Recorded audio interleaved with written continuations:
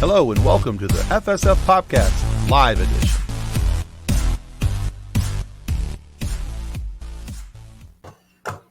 Hello and welcome to the FSF PopCast Live Edition. This is the show that made Sue Storm, the Invisible Woman, want to use her powers to hide from our questions. Rude. That doesn't stop her from hearing, Tim. No, but then we can't see her to keep asking. Exactly. I understand. She gets it. She gets it. You see, I would be the guy asking the questions to the invisible chair. Well, the chair. The visible chair containing the invisible person. Anywho, this is off to a swimming start. Hey, we've had worse.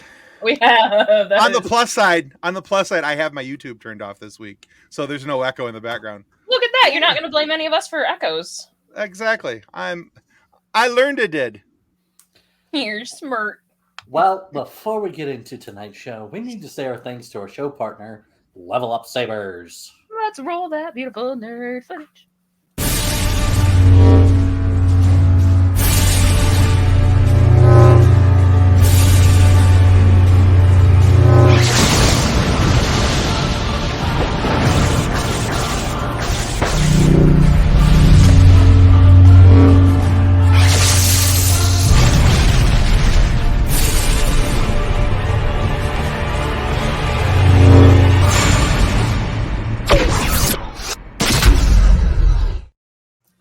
Alrighty, and links for Level Up Sabers can be found in this show notes comment section. You see it on the bottom of your screen. Get a lightsaber. Have fun with it. Have fun with it. That's right. All right, guys. So please take a moment to do what the show notes say down right there about scrolling along the bottom of the screen. If you haven't already, subscribe to our YouTube channel. Please take a moment to do that. Your subscription helps us to continue to grow, get awesome guests each and every week on our Friday podcast releases, and get cool guys to come and talk with us on our live show tonight, like the people we have waiting in our back room. However, if you haven't already, we also have a Patreon page. Now, the Patreon page is kind of cool because not only do you get to see some exclusive content, but you also get early access to every one of our Friday episodes, usually on Wednesday morning. We try to get them up by Wednesday morning, Wednesday at lunchtime at the absolute latest. But you at least get a couple days head start on everybody else. You get to see everything earlier than everybody. And you get to be part of our Patreon community, which gets you cool perks and gets you some awesome content that nobody else gets. That's our Stargate reviews. We've been doing that for a while now. And I was supposed to, speaking about how awesome it is, I was supposed to put the episode up today. I may have forgotten. So I'll do that later tonight. And, One job, Tim. I did. I had one job and I failed tremendously. So, but I will get that up very soon for you guys as soon as, I'm not like talking into a mic with other people and all that kind of stuff. You also get to see bits and pieces that were cut out from the actual interviews as well. That's right. Awesome behind the scenes stuff, bonus content that nobody else gets to see. And as it says underneath my name, I am the blooper specialist. I make lots of bloopers for you guys to, and not even on purpose. They just kind of happen. Where did you get these titles? They're a thing. John says, sorry, I'm late. Is it clobbering time yet? Very nearly. We will have one of our guests coming out shortly that we were going to talk about some Fantastic Four with and some things like that. One more thing before we bring out our guest. Now, in the last couple of weeks, we had Vanessa Marshall, who's the amazing voice actress that does the voice behind Hera Syndulla in Star Wars Rebels. She was kind enough to send us these pictures to put them up for auction. These are signed photos of her characters from Star Wars Rebels and Star Wars The Clone Wars. She was Rook Cast in Star Wars Clone Wars, and of course Hera Syndulla in Star Wars Rebels. Now, we have links for those in the show notes. You'll be able to find those on an eBay page. Those auctions, 100% of the proceeds after, shipping costs and everything are handled, 100% of the proceeds go directly to a charity called Wish Upon a Teen, which you can find at wishuponateen.org. An amazing charity who helps out sick kids when they need it most, when they've had extended hospital stays. So please go check that out. And if you don't want signed merch, if that's not your thing, please consider just going to wishuponateen.org and making a direct deposit to them today. They could use all the support we can give them. So that's it for that. Sweet. Well, let's welcome. Welcome our guest to the show. We need Wasn't to you get this him. time? Wasn't me this time. This is awesome. I like it when other people screw up. No, apparently the nick that the Iowa testing facility has replaced our original nick with is now glitching. Glitchnik.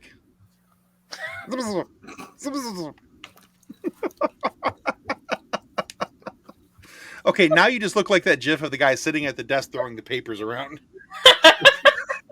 I love now too that your hair is no longer where it's supposed to be, which just makes it even better. Anyway, we have guests. Right. We have guests. Let's bring them in. All right, let's welcome our former guest and friend of the show, Joshua Schubart. Welcome, Josh. Oh, what's up? Howdy, howdy. Welcome to the FSF PopCast. Welcome back. Hi, it's good to be back. We're so glad to have you here. We're going to have, we got some stuff to talk about with you. We got a couple other people we're going to bring in, and then we're going to start chatting about it. Sure. I'm much less bearded than last time I was here. It's very strange to be Yes, much less facials. much less visuals, more white shirt, but you know, it's a good shirt. It's on topic. So it's on brand. Exactly. Very good. Our other good friend of the show and collaborator, we have Jason Momoa. I wish. We really have Momoa here? I wish too. Oh, Bomb man. F. Bomb F. What's This up, is- everybody? This is what happens when you order Jason Momoa on Wish. Yeah. Oh, man. You get Jason from Ohio. I don't disagree. And we've also got Justin from the Three Geeks podcast as well. So Jason and Justin from Three Geeks. Before we jump into tonight's topics, let's give everybody a chance to figure out where they can go to follow you guys on social media to find out more about you, things like that. Josh, would you tell everybody where they can find you? Sure. You can find me on literally everything at Josh_Schubart. That's my thing everywhere. I also have a website, joshuaschubart.com, which will also hook you up with everything. All right. Very, very good. And of course, Jason and Justin, what about Three Geeks? Where can people find you guys on Three Geeks? At Three Geeks Podcast, everywhere that you find podcasts or internets. Simple enough. I All love right. Or internets. All the internet. All over the internets. I mean, that's the important thing. All right, very cool. Let's see. So Josh, tell us about the short film that you've got coming up this Wednesday, May 31st. Sure. I have made a short film / guerrilla audition for the MCU, specifically for the Fantastic Four, which I think you all should have seen already. Like I've already emailed it all to you guys. Yeah. I'm very happy with it. It's called The Transformation of Ben Grimm. It's a short film. It's about four minutes long. And the whole idea of it was to make kind of like a mini Marvel film. So it has the main film, and then it has an after credit scene. And then it has everything that you would expect to see when you watch a Marvel movie. And the whole idea behind it was that, sure, a lot of people know who I am from Amazon's The Tick or things of that nature. But at the moment, I'm not a household name. And Marvel at the moment is all about household names, and that's fine. That's just how the industry is at the moment. So I guess I'm trying to disrupt the way that it works, and I'm putting it on the internet. I have my agents and my manager just kind of emailing it in to the people at Marvel, just trying to get people to see it. I'm very proud of it. In my opinion, it's very good. I hired a really kick-ass prosthetics artist named Sydney Sawyer. She's worked with the Mouse before in the parks. She's made things for Batu, for Avatar Land, and a bunch of other stuff that I can't say because it's locked behind an NDA. but her work is exquisite. And we decided to go our own way with the way that it looks. So we're not, it's not an orange guy. It's a more of a natural rock formation guy. But I wanted to do so I really deeply connect with this character. And I think larger folks as a whole maybe do, just because he's a dude that is kind of craggly on the outside, maybe kind of scary to some people on the outside, but on the inside, he's a real smushy mush, right? He has a lot of really, really deep and intense feelings. And I wanted to try to take this short film and show him in a way that we've never seen him before, like really experiencing some real fear, really experiencing some real anger in the moment at the fact that he's transforming. And he's one of the few characters in Marvel that cannot, absolutely under any circumstances, unless you're in the early 2000s movies, he can't change back. And that's a real mental health thing, right? That's a real thing. It's like, how do you accept yourself for who you are now? How do you move forward? And how do you give to the world what you've been given when you kind of hate yourself for what you've been given, right? It's a huge deal. Yeah. And that's what this is. I really enjoyed it. I thought it was a lot of fun. It made me laugh out loud a couple times, especially the card playing scene. Cool. Yeah. I just the way that it was presented and the way you're sitting there, what you're wearing, just the whole vibe of the card game just was really, really very funny. And yeah, just the banter that was going. That was on purpose. Like, Ben plays a lot of card games in the comic books, and it's a huge nod to the fans, right? Like, right. If you've read any of the books, like, there's some really famous books where, like, the covers are Ben at a card game, or the Thing at a card game.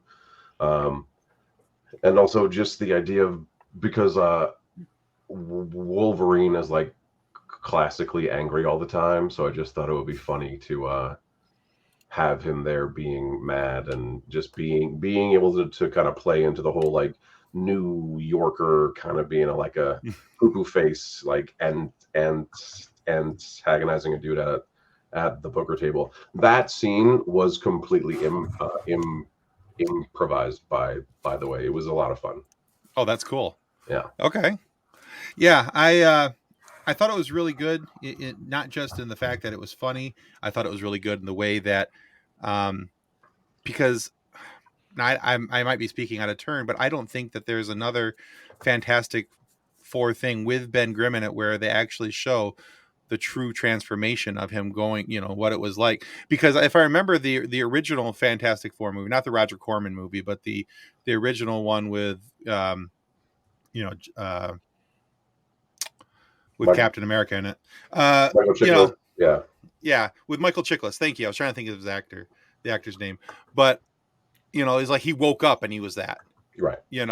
And so he was a little troubled after that, but it never showed the the pain or the trauma that maybe he was going through the transformation. And so I thought your short film does a really good job of that. I do want to play real quick your TikTok just as a teaser for this.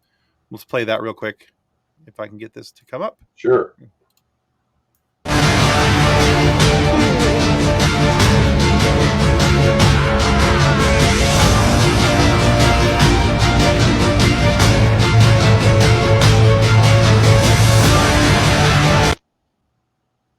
So yeah, let's see now how to remove that. There we go. Okay, I've never actually done that before, so I was trying to see if it was going to work, and it did. Work.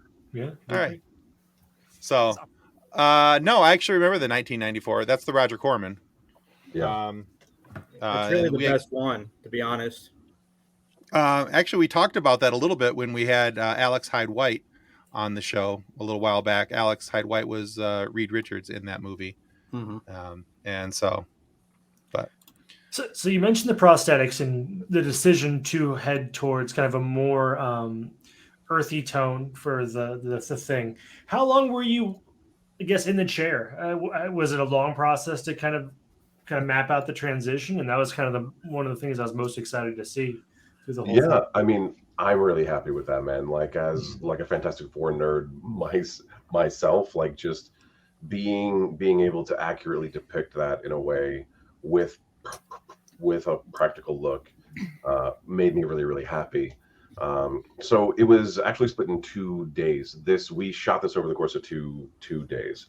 So the mid transformation look happened one of the days, and then the total prosthetic day was the next day, which is where we shot the like ending scene, which was the cigar reveal, and then the poker scene. I was in the chair for maybe like 2.5, 3 hours. Sure. It's a long process. Yeah. And it's not my first rodeo in like full head. I imagine not. Yeah. Prosthetics or whatever. I shot a pilot with Gilbert Godfrey that never went anywhere, where I played like a manatee, like a full-sized and manatee. I'm really sad that didn't go anywhere now. I will will hear more about that you later. all of the clips for it, okay? So Oh, please do. Yeah. Oh, I have to see this now. Yeah, you will see it. I will send it to you. Please do. worry. Yes. All of a sudden, I'm like Gilbert Gottfried and a full-size manatee. I'm in. Yes, please. I'm in. Picture. Yeah. Go Like picture. a rat. He was like an anthropomorphic giant rat. It was a crazy time. It was nuts. But one of the things that I got like praise for by the prosthetics artist was that I was really good at staying still while It's important, I'm sure. while it was all being applied. And I was like, yeah, it's not my first rodeo being totally covered in stuff. But yeah, man, like that's how long it took. And I'm not gonna say that it was like the best, because it gets really claustrophobic in there. And like if you have any sort of like anything like mucus or like teary eyes or whatever, it gets trapped in your face. Which is, yeah. But you know, it's worth it. It's worth it for the final product, you know. It came out really well. Yeah, I really enjoyed it. Yeah, it was good. Agreed, Justin. Agreed. I think that for me, and I'm going to go back to this, and I know I kind of talked about it just a second ago, but I think just being able to see that transformation, though, is a really important part of your short.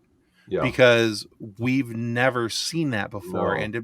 And to see the emotion that you put on display and how you emoted that and how you made that really be a part of the scene, because it wasn't just, I woke up and golly, look, I have rocks everywhere.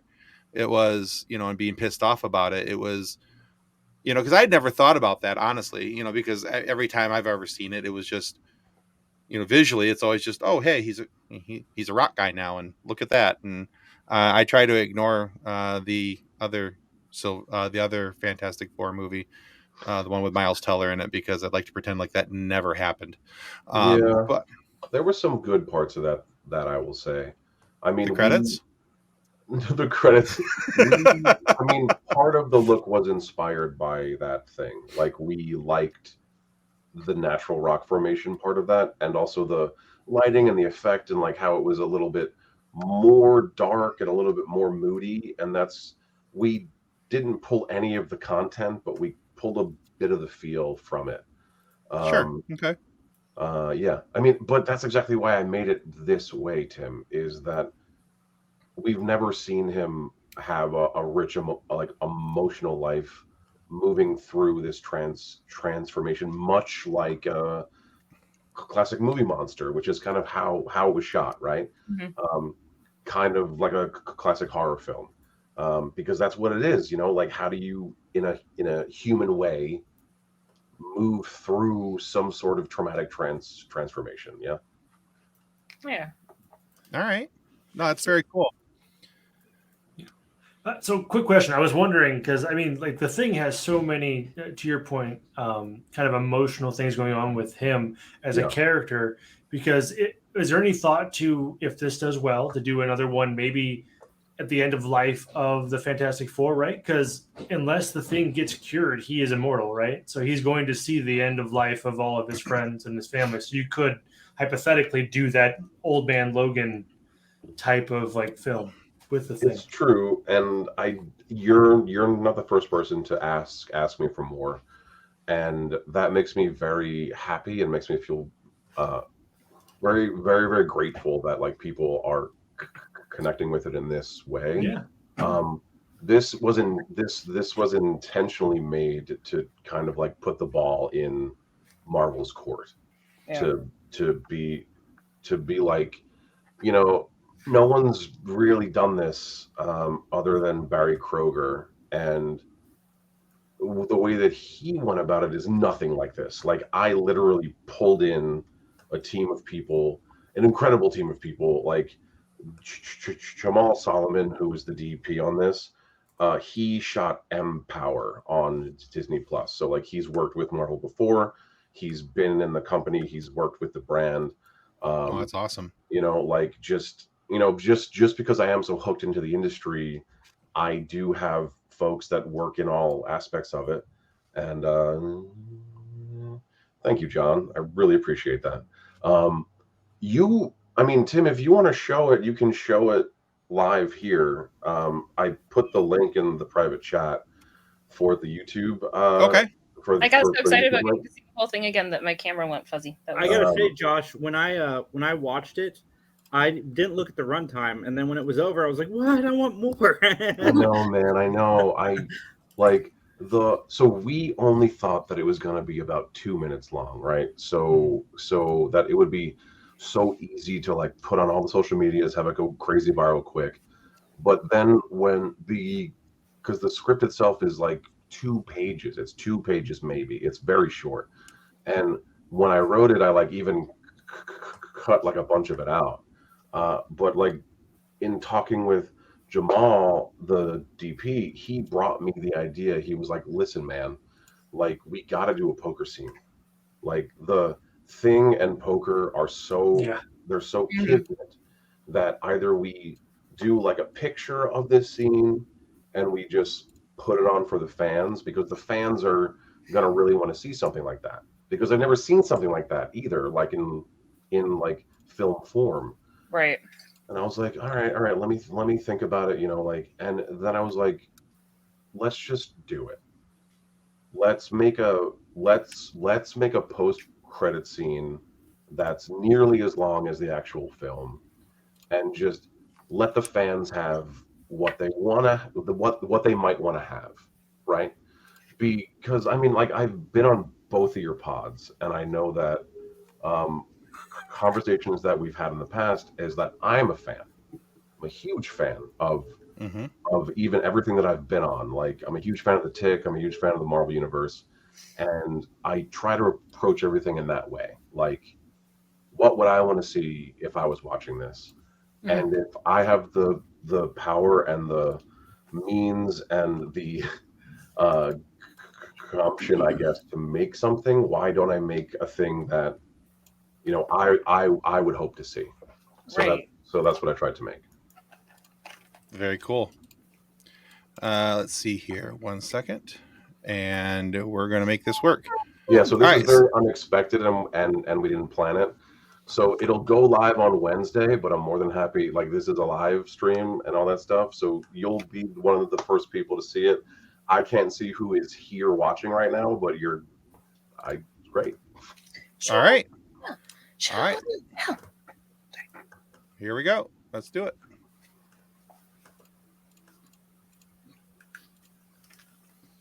And go. All right, hold on a second. Did that work? I don't think that worked. Not yet. Not yet. Yep, I didn't click the right button. There we go.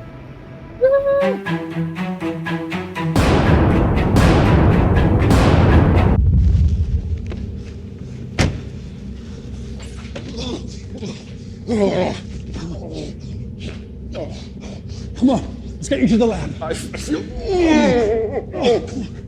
Less talking, more walking, big guy. I should have never let you convince me to go up there. We don't know that.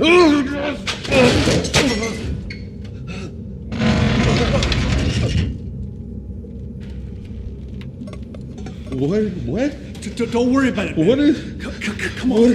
Come on.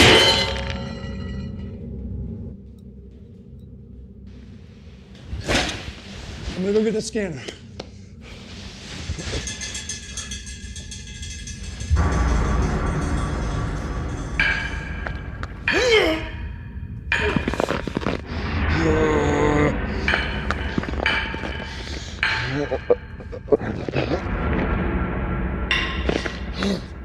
Reed.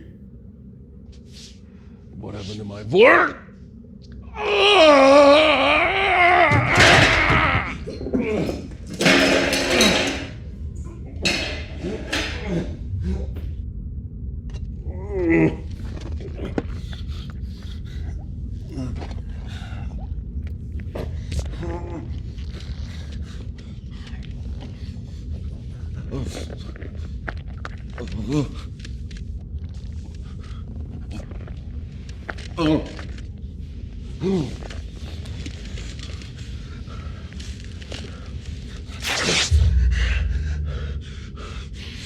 Reed!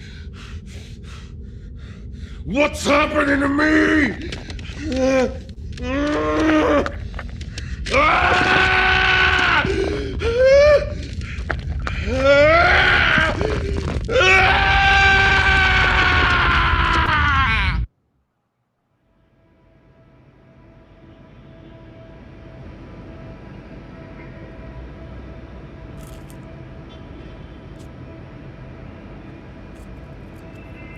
It's clobbering time.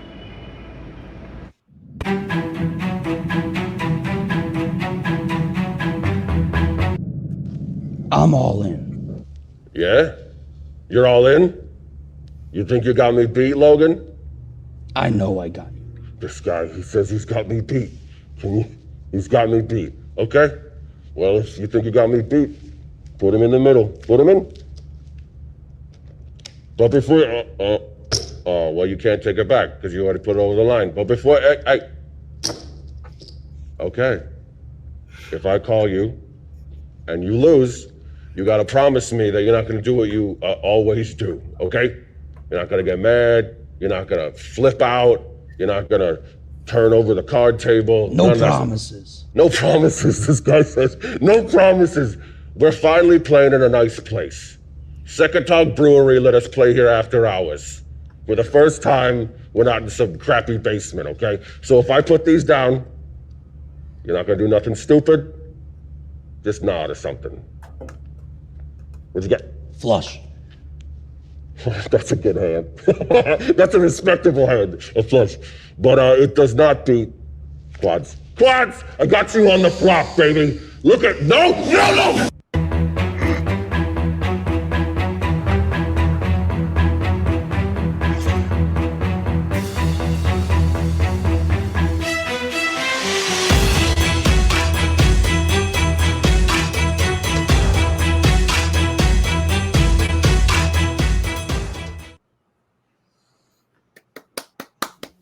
That's so cool. I love the fact that you worked in Wolverine.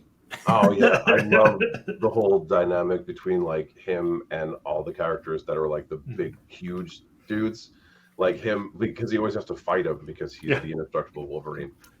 I have to say that watching you all watch that was a gift. The thing is, I knew that it was coming, but the simple fact I could not wait for you to say it's clobbering time, and I was like, oh yeah, that was, I don't know, yeah. The giant stogie. Exactly. Yeah, that was so cool. Yeah. Thanks. Like that was incredible. I mean, the bringing the emotion to such an emotional character is impressive, and I love that. Yeah, very cool. It gave me chills when you were like almost in like a rageful scream, like a rageful, painful scream, like at the same time. Like I got chills listening to that, and then that's like, borderline childbirth scream. Yeah. You should consider a web series between two ferns kind of thing, but with the Thing and then just like She-Hulk, like a cycling cast of like Marvel people. That That would would be be cool, hilarious. except that those prosthetics are gone. Like, Oh yeah. because when they come off you, they tear them off of your face because Right. Oh, gotcha. because they have to like they use crazy like skin to prosthetic Yeah. glue and it goes onto your face. So like Gotcha. this truly is like a one-time Gotcha. thing unless I commission the artist who isn't available until next July to do it again. Oh wow. Good Yeah. for them. That's great. Yeah, it was a perfect storm of Yeah. it was a perfect storm of timing, I swear. Mhm. Like everybody was available when they needed to be, even the location. So we shot at a local place by where I live on Long Island in West Islip. It's called Secatog Brewery, which I gave their big like promotion at the end. But Yeah. they were really incredible. They let me shoot in their space, and what's cool about a brewery is that it already looks like a science lab Yeah. because it's basically a science lab. It is. Oh, sure, yeah. It's happy science. Yeah, Hoppy science. hoppy I see what science. you did. I see what you did there. Distilled in its purest form.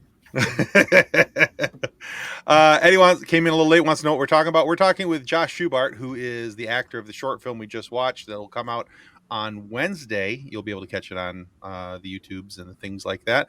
But Josh has put that out, and he's been had a desire for a while to play Ben Grimm, the Thing in the Fantastic Four, and he's trying to get this out to the Marvel folks for them to be able to see it. And we've had a hashtag for the last year and a half, 2 years, something like that. About two years. Yeah, Schubart's clobbering time. We're trying to get some exposure for Josh. We think he'd be a fantastic. We always thought he would be, and then he made this short film and really just knocked it out of the box there. So I'd love to see him on the big screen. It's been 2 years already, hasn't it? It has been because I mean, the whole idea with this is that I've been trying to do it conventionally through the normal channels of the entertainment industry, and the whole idea is that like you book stuff that's great, and then you keep doing that, and then you'll get bigger and bigger opportunities, and that's true. But I don't know if you guys are familiar with the term being pinned. So being pinned means that like you're right on the cusp of being cast officially in a thing.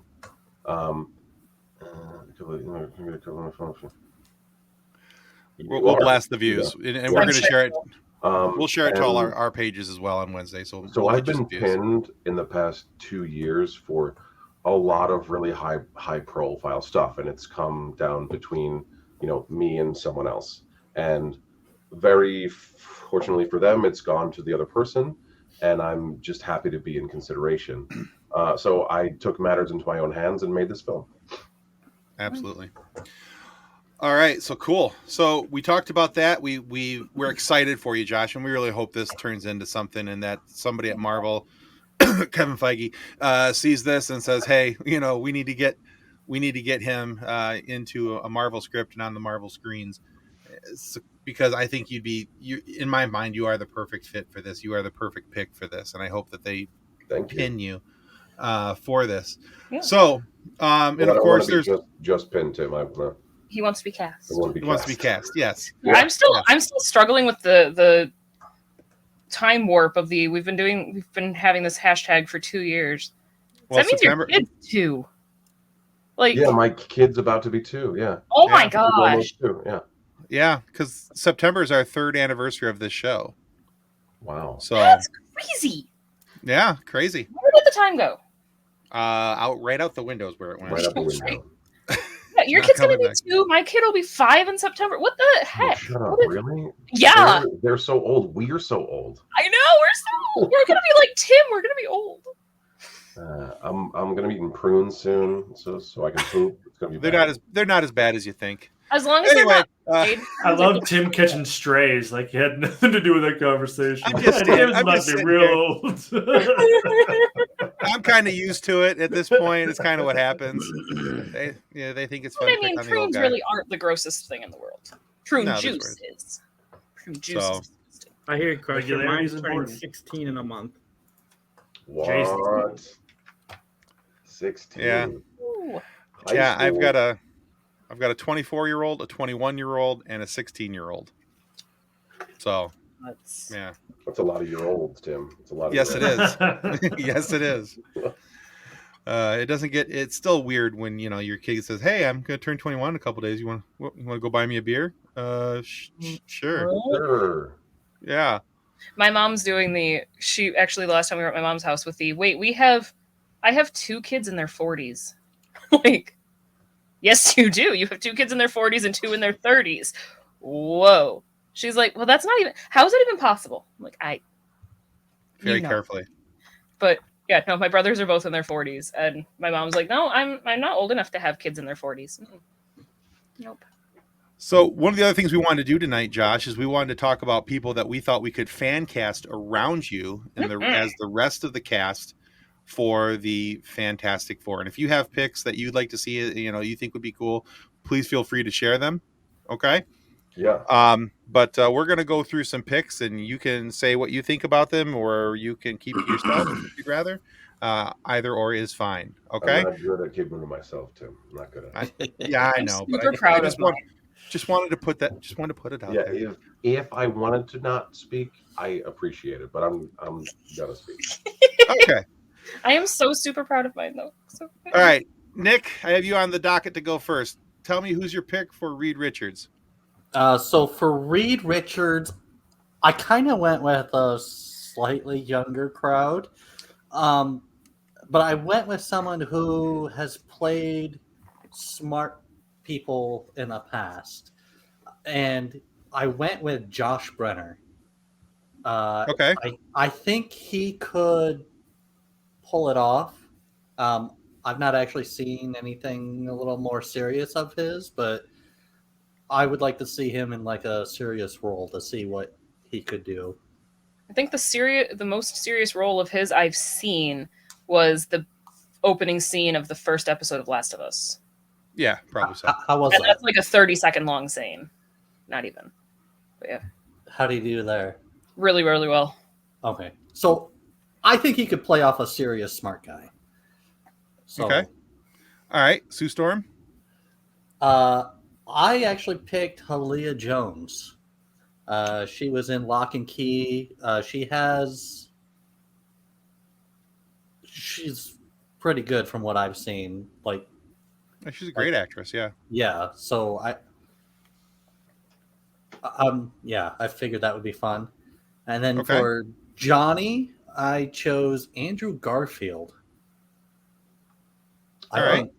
I think would be an interesting thing because we've seen him be the like cocky Spider-Man type, or Right. Mm-hmm. like he made a good Spider-Man, and I think this would give him I don't know, he can kind of have that same like pizzazz that Johnny has. I feel like he gets a bad rap, man. Like I feel like Johnny gets this like he's kind of like a piece of crap, like pretty boy jerk, and it's like I don't know, like, but that's just how he's been in the movies. Like in the comic books, he's way more layered. But I think sorry. Andrew Garfield could give him No, those layers as well. So he's he's an incredible actor, and I think like if like you could like him playing layers of it's the same. It's not the same thing as Liam Hemsworth. Sure, I mean, okay. I mean, I don't disagree. I would challenge you in the sense that I'm sure Liam is capable of having a deep, rich emotional life, like a very deep one. Like most of these characters in the Fantastic Four have to deal with the fact that they have suddenly become monsters, right? Almost all of them do. They are they have changed at the molecular level, likely violently, likely unexpectedly, likely in a moment that is problematic and incredibly strange. And now they have to deal with the fact that they have these things, and they have to use them in a way that maybe not at first is positive, and they're trying to figure out how to work that out until all of a sudden they talk through it and they come to the realization that they need to work together for the greater good, right? So maybe I'm being a little too harsh on it because I want to see people that I've seen, like perhaps Andrew Garfield, that can portray such an incredible thing.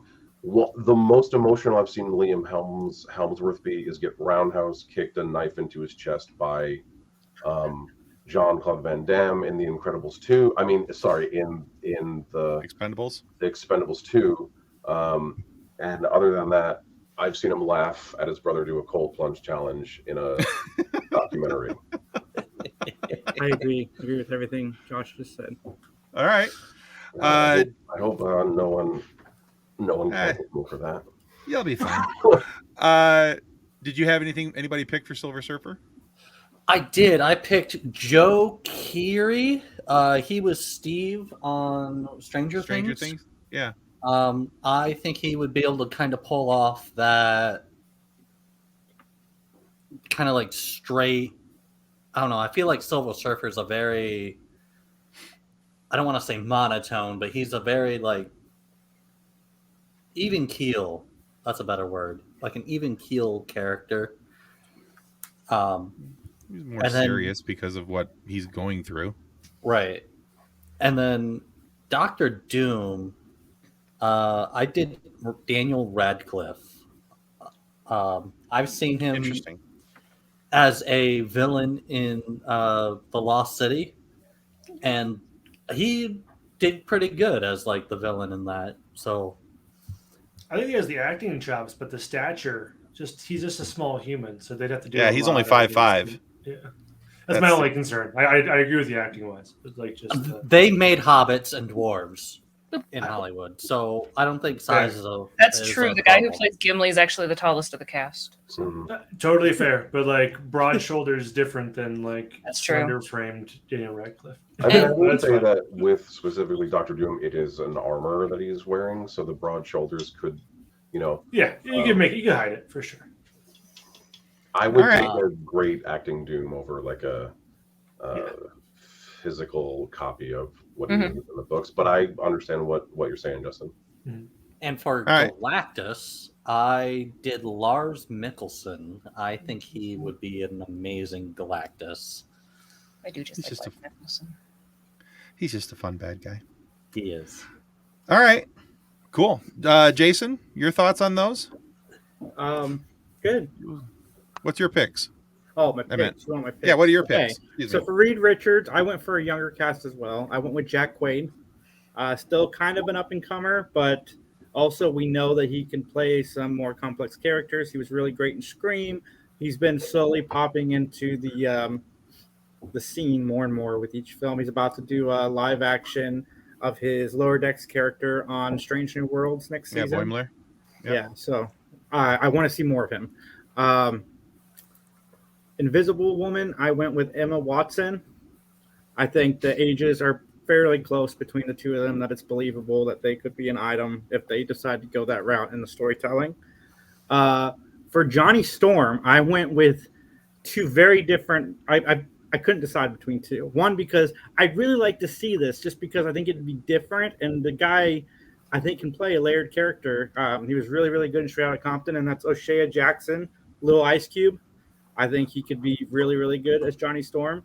And then my other pick for that role was Dave Franco, who I'm a big fan of. I think he's the more talented of the Franco crew, in my opinion. But yeah, those are my two picks for. I bet I'm leaning more towards O'Shea Jackson. He gets in a little bit of shape. I think he could knock that role out of the park.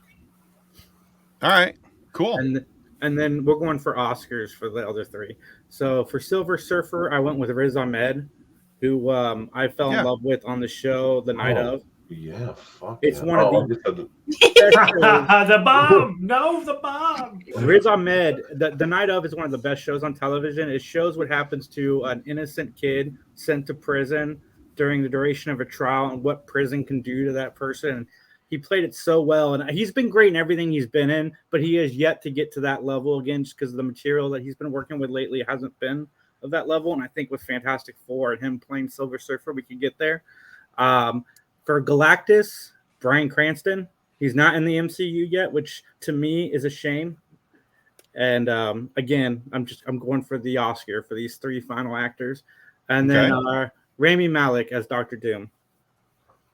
Oh, that'd be cool. I could get behind that one. Depends on which type of Doom. Like, are we talking about like Magic Doom, or are we talking about Science Doom? I think Science Doom. Yeah, I think Science Doom would be a good Rami Malek. Anyway, sorry. No, you're fine. You're fine. But yeah, that's who I'd go with, was those 3. Because I think they'd add gravitas to the project. And Marvel lacks in villains. I mean, there's some that are really, really good, but we need some powerhouses behind some of these villains. So I think those 3 would be my definite picks.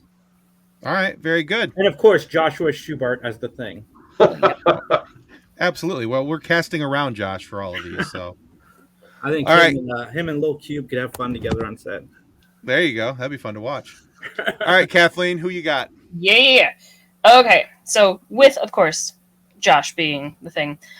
So I went power couple for Reed Richards and Sue Storm. I went John Krasinski and Emily Blunt. I almost did that.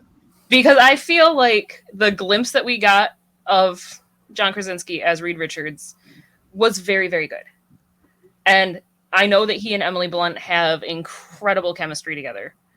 So I think that would be very, very cool to see on screen. I went Joe Keery. So I took Steve from Stranger Things and put him into Johnny Storm's spot. Because I thought the interaction, again, with Sue and Johnny being siblings, I thought the interaction between Emily and Joe would be a lot of fun. Okay. Kathleen, I almost went with John Krasinski and the actress who played Pam on The Office. Oh, that would be awesome too. That would be great. For Silver Surfer, I actually went David Tennant. Ooh. Because I really, really feel like, especially after Kilgrave, like he could do it. I think it'd be fun. I think it'd be scary and scary in like the best, like mind twisting way. Like I feel like you'd almost agree with him too much, and then you realize you were agreeing with him. But Galactus, I went Carl Urban, but again, I'm gonna go and put Carl Urban into like anything that I could put Carl Urban into. Right, fair enough. Yeah. And then for Dr. Doom, I actually went Sam Witwer. Oh, okay. I'm okay with that. You know, Kendall, that's because your dad's kind of a jerk. Sorry about that. But hi, Kendall. Yeah. No, I'm all for getting Sam Witwer into any role I can get him into. So, yeah, like that. Very good. All right, Justin, what about you? Sure. So kicking off with Reed Richards, I was thinking Joseph Gordon-Levitt. I have not seen him in much recently, but I thought Inception and The Dark Knight and things like that, I think he could do a good job for Reed Richards. Susan Storm, I was thinking Anna Taylor-Joy. I've seen her, like The Menu was very good. She's done some, I forget the Viking film where she was kind of like a witch doctor in that. It was very, very good. She has a wide range. She has that chess show on Netflix. Norseman. Yeah, Norseman. I enjoyed that a lot. Yeah. And then The Human Torch. I was thinking Reggie Jean Page. I think I butchered his name, but the main love interest in was it Edgerton or Berlin? The romantic show on Netflix. Bridgerton. I thought he would do a really, really good job as Human Torch. Bridgerton. Thank you. I watched the first season. It was great. He was great in it. Bridgerton. Yeah, Bridgerton. Sorry. Silver Surfer. I was thinking Cillian Murphy. He is just. Oh yeah. I think he'd be very, very good. I would put him in everything. But like Peaky Blinders and type of thing. Like if I can throw him into most things, I would. Great actor. Galactus. I was thinking Ron Perlman. I think he just has the voice for it. I think he would do great with it. And then Dr. Doom, Javier Bardem. Javier Bardem. Yeah, because him in No Country for Old Men, just the calculating coldness of that, I think would do well in as Dr. Doom. Because he's a scary, scary dude. He's like the scariest person I've seen in horror. To me, just because it seems so believable with his disconnectedness. It'd be fun. All right. I like all your picks very much. Nice. Very good. I also had extra time today, so I playing show and tell. So here's my picks. Ta-da! All right. So after seeing him in the other Marvel movie, Multiverse of Madness. Yeah, Doctor Strange. Thank you. My brain just went kaputs on me. It's all right. But That's what happens when you get to your 70s. You're good. Yeah. But anyway, after I saw him in that, I was like, yeah, I wasn't sure. I was kind of on the fence. As much as I like John Krasinski as an actor, and I think he is really good in a lot of different things, not just The Office, I thought, man, he actually pulled that off. He actually did really well with that, so I want to see more of him. So that's my pick as Reed Richards. For Sue Storm, I picked Malin Ackerman, which I've always thought she's a fantastic actress. If you watch the Watchmen, she was in that, and I think she does really well with the roles that she's given, and I think she'd be able to, especially because Kathleen mentioned the banter between the brother and sister. She's had a couple roles where she's had to banter back and forth, and I thought, boy, she'd do really good with that as well. She's done the superhero thing, but on the DC side, have her come over to Marvel and figure that out over there. For Johnny Storm, I've also picked Andrew Garfield, but it's for the reason being is that I picked him rather is that because I like his sarcasm and I like Johnny Storm's level of sarcasm, and I think that he would use it in the right way, not just for Johnny to be a jerk. I think the way that Chris Evans portrayed him in the other movies was not exactly on point. I think that Andrew Garfield would add depth, but then also have the ability to show the sarcasm that Johnny has, and I think that's kind of important. It is to me. And of course, then we've already talked about it, but we're going to have to get this guy in there. But of course, look how nice he cleans up. And then for Silver Surfer, I went with the if it's not broken, don't fix it. Doug Jones. Yeah. No, that's my pick, actually. Doug is amazing. One of the most, for creature acting and just like acting in general, Doug brings such a humanity and loveliness to everything that he plays.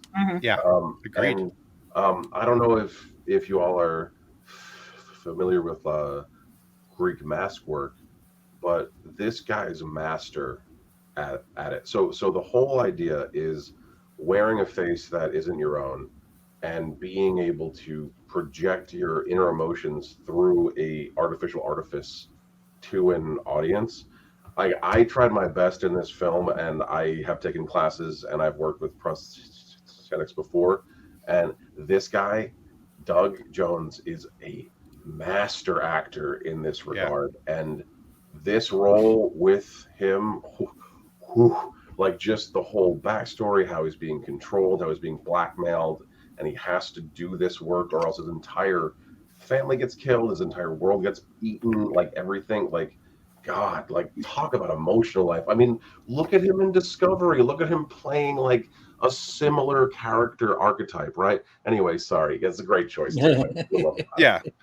No, I looked at Doug Jones and I was like, you can't get any better than what he did. And out of the Silver Surfer movie, he was the bright spot out of that movie, because there was a lot of, it's not a bad movie. It's just, it's not great. The Silver Surfer movie, but I really thought that Doug Jones did so very well in that. And yeah, he is a wonderful human being. He's done so many cool things, this Star Trek, Hellboy, a bunch of other different stuff. Yeah, you guys need to check them out. Well, they weren't superhero movies, right? Like, and I think that's the intrinsic problem with all the Fantastic Fours, maybe other than the original ones from the 1970s and the early 80s. They were not comic book films. They were archetypal. All the actors were playing towards their type that they've been normally cast in, and they were just like tried to play them as like science fiction-y action movies, which is Right. Right. Whereas like it's why Guardians of the Galaxy 3 works so well, in my opinion, is because we got another comic book film. We got the stakes, we got the villain, we got the arc, we got the progression, we got everything that we come to expect when we are going to sit down and watch a comic book. And that's how Marvel, in my opinion, has been very successful, is when they get closer to the source material, when they follow that epic arc and they take their time, they got winners. Agreed. All right, for Galactus, I went with somebody else who I think is awesome. I call him a character actor, and that's, to me, being a character actor is one of the greatest things that you can be, because it means that you can do anything and everything. And this guy truly has been able to do anything and everything, and I think he would pull off Galactus really well, and that's Gary Oldman. I absolutely love Gary Oldman. I don't think that there's been a movie that I've seen him in where I was like, wow, I wonder why they cast Gary Oldman for that. Every time I see him, I'm like, yeah, I know why they cast him, because he's freaking awesome. That's why. The collective sigh when you put up Gary Oldman was kind of fantastic.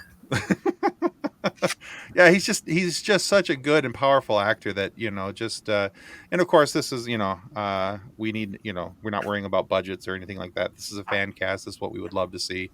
I would love to see something like that happen. And then one last one, of course, for Dr. Doom, I went with somebody that I've seen play a bad guy a couple times, and I think he just brings such a weight every time he's on the screen.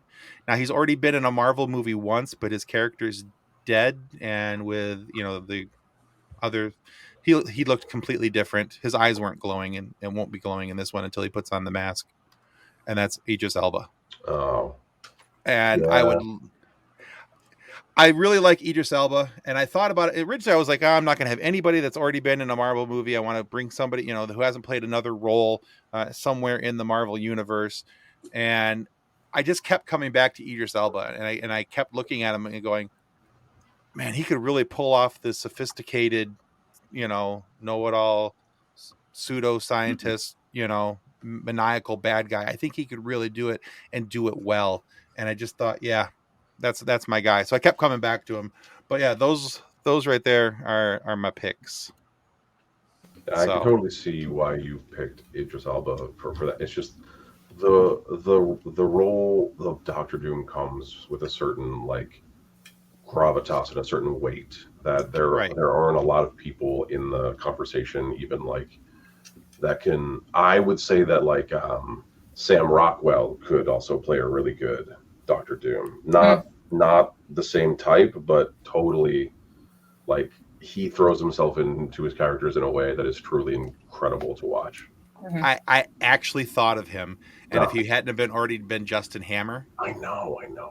And so that was the only thing kind of holding me back. And again, I was trying to get people who weren't already a Marvel character, and my only disclaimer for this one was that, Heimdall's dead, so, Right. So that was actually kind of why I went with Sam Witwer for Dr. Doom, was after watching him on Dexter and seeing him as a serial killer and the screen presence he had with that. Oh, sure, yeah. He could pull your attention for Dr. Doom really well. I would love to see like Willem Dafoe as Doom. Oh yeah. Oh, that'd be awesome. Yeah. He's not technically in the MCU at the moment. He's in the multiversal nostalgia stuff. But he would be a great Doom. Like just his commitment and the way that he develops characters is super cool. I would like to see I don't know his name off the top of my head, but the dude that played Eddie in Stranger Things would be a great Johnny Storm. He would. Oh yeah. I know who you're talking about. I almost did him on my list. He was so close to making that cut. He was so good in Stranger Things. I agree. Yeah. Yeah. I like John Krasinski. I loved his portrayal. I do if you believe all the rumors, which is if I did, I would probably hurl myself off a cliff. But I do like the Adam Driver choice, specifically for me playing the Thing, because of age difference and age, friendship and things of that nature. The current rumor that Margot Robbie's playing Sue, I think, is a cool choice too. I do want like more variation in our industry, and I want more people to play more roles. I do like Emily Blunt a lot. Yeah, I see it. Fuck. See, and I struggle with it because I love David Diggs, but no, just no. So here's my problem. I have no problem with Margot Robbie being cast in all these different movies. I just think that I have a hard time with her being this character, over here in DC and this character over here in Marvel at the same time. And I know that it's acting and that you can be different characters at the same time. I totally get that. It's also the same reason I don't want to see Henry Cavill in Marvel and DC at the same time. And, some of these other guys, I like having that distinction that when because when I look at Josh, I want to say, yep, Josh is Ben Grimm. That's who it is. That's when I think of Iron Man, I want to think of RDJ. When I think of Harley Quinn, I think of Margot Robbie. I don't want to think of Margot Robbie. Yeah, that she's Harley Quinn and this. When you think of Batman, Michael Keaton.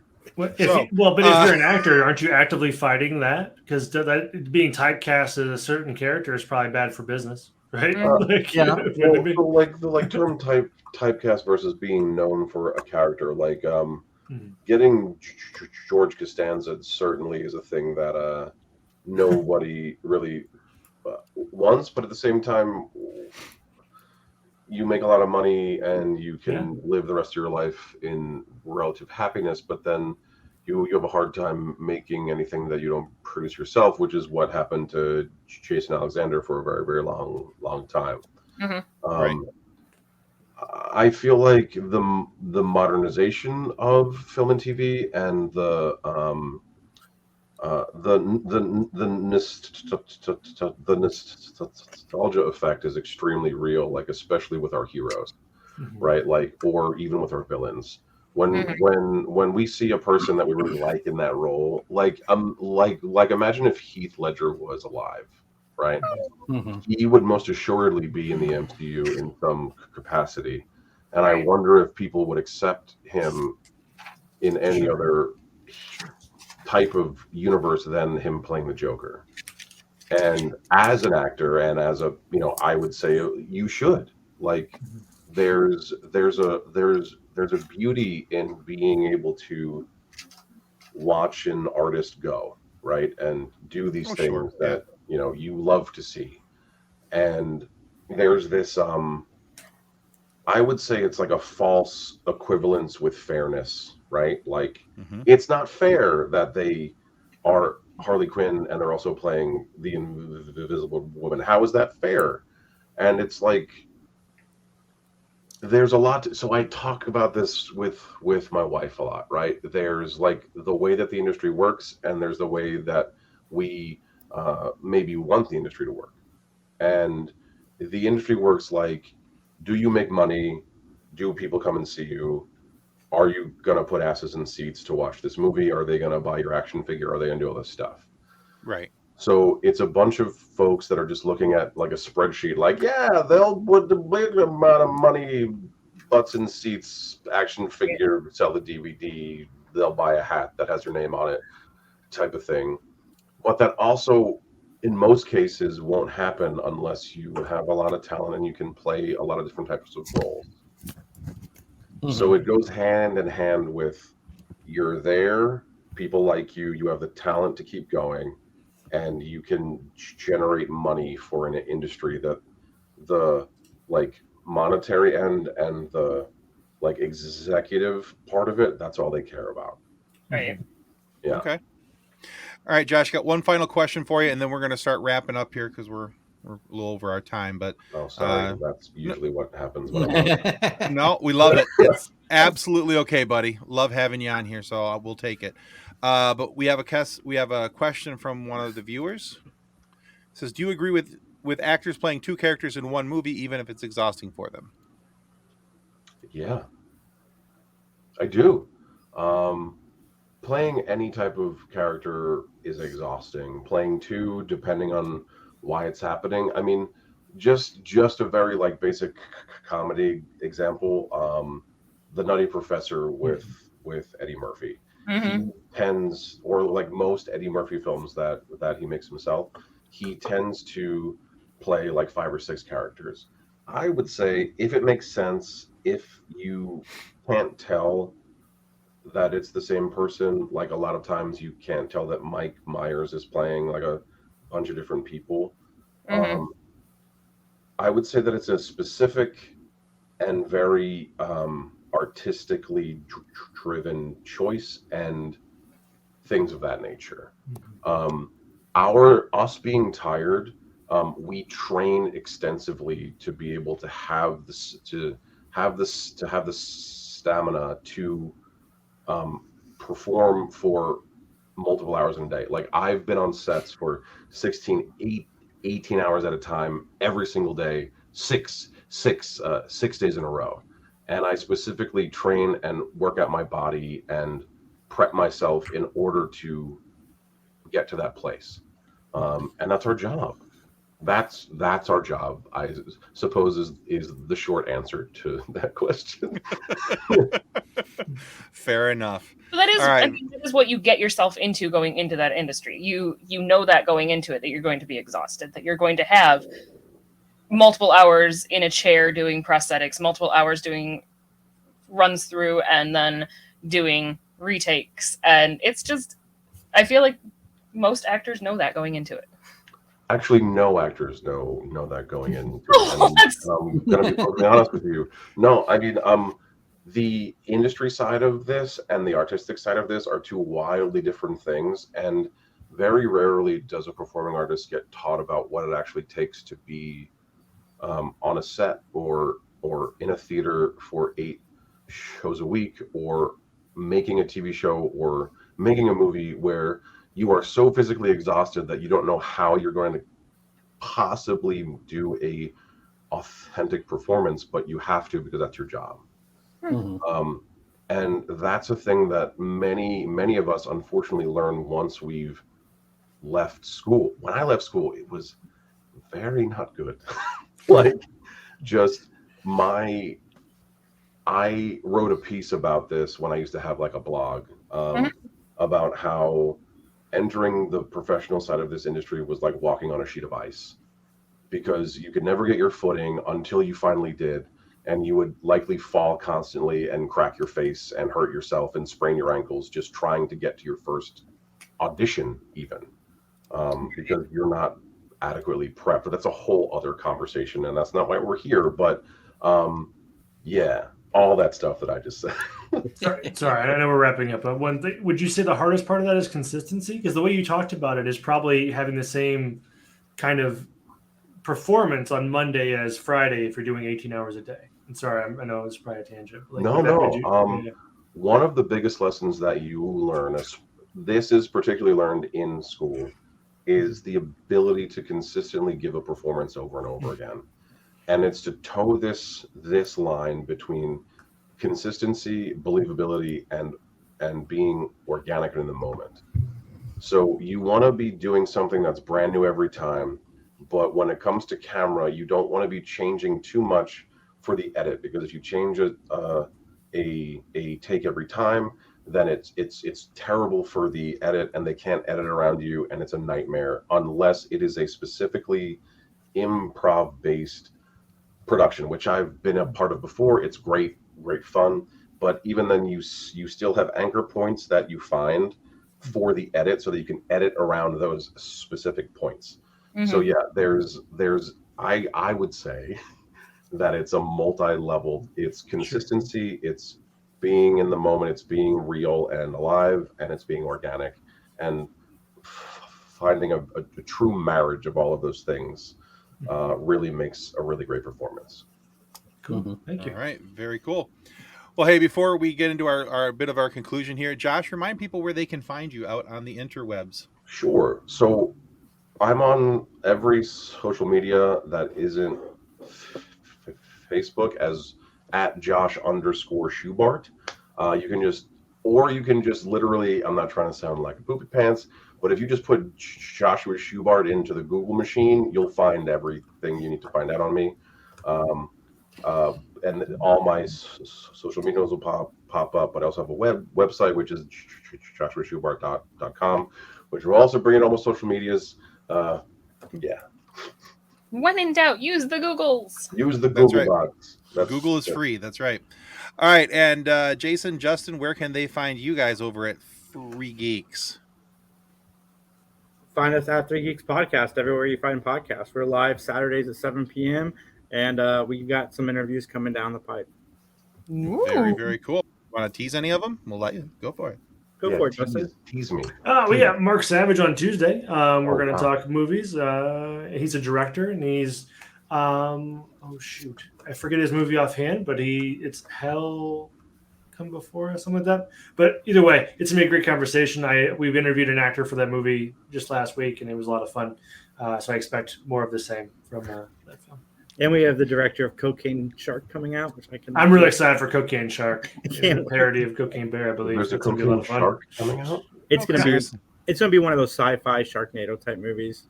Are you serious? And Here's a it's cocaine. gonna be awesome. Have you seen it? No, I have no idea. But it's gonna be fun. Oh. I know it's gonna be fun.